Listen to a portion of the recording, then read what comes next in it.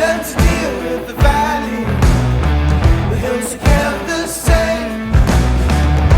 But don't you know, you got wild blood. All right, just finished testing the 3 main motocross bikes, 2024. I rode the MC 250 2-stroke. I rode the MC 350F 4-stroke and the MC 450F 4-stroke. First out on the 350, that's what I'm riding currently in 2023. And I felt like I was more comfortable on that bike. So I took that out. Main differences from 2023, I would say, is the motor. Seems to be a lot more freer revving. So I was able to get in the revs a lot quicker. Less engine braking, which I really like. I massaged that all out of my 2023, and now they're coming stock like that, so I'm super stoked on that. Chassis and suspension wise, I felt really comfortable on everything. Like, I never had anything weird happen to me. I was just able to use my regular style, which is actually keeping my feet on the pegs a lot in the corners.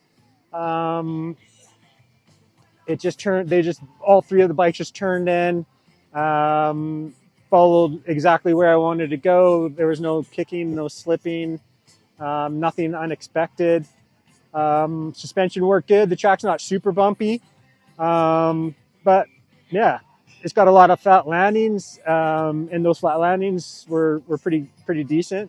I didn't have anything, it's sore wrists or anything like that after sending it off a few of them. The 450 was interesting. It's been a while since I rode a 450. I had a 450, a 2021 GasGas 450, and I can tell you, I don't remember it having as much power as this 450. Like, this 450 was ridiculous. It made me giggle and cringe all at the same time.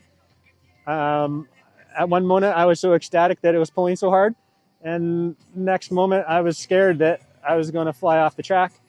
So it was a lot of emotions going on, but I had a great time. I mean, dude, I don't know who can use that much power. It's insane. I had it on the hot map to begin with, and did a couple laps like that.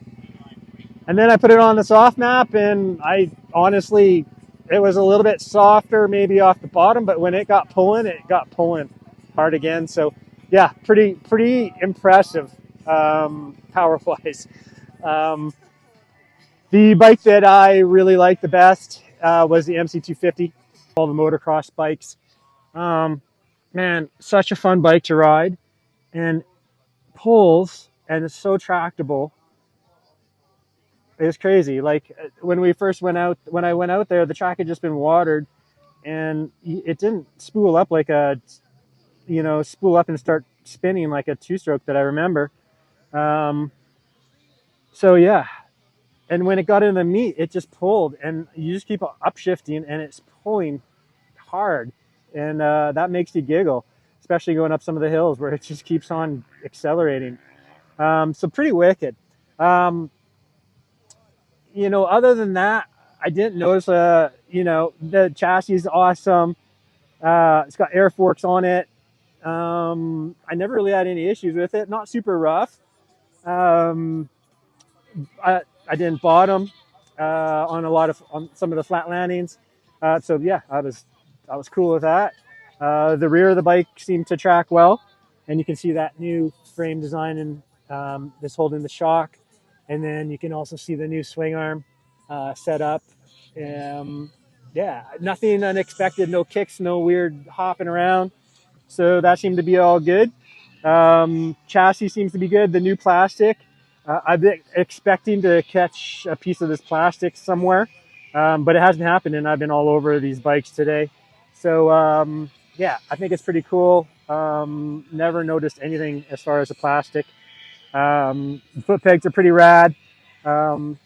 Big platforms. I usually run aftermarket foot pegs, and now I don't have to if I buy this bike. It's got these they look like cast clamps. We're going to find out more about the technical stuff.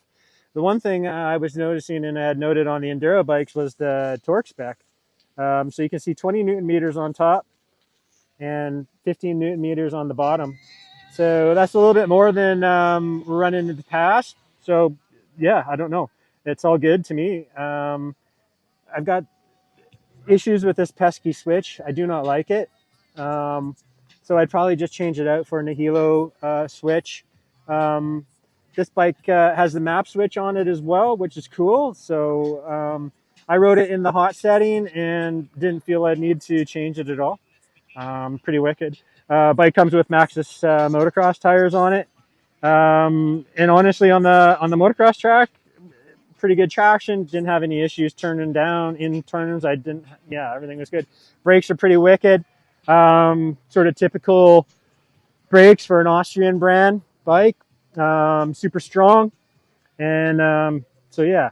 Overall, definitely my favorite bike, and pretty stoked on it. I think one of these might be going in my stable as my motocross bike next year.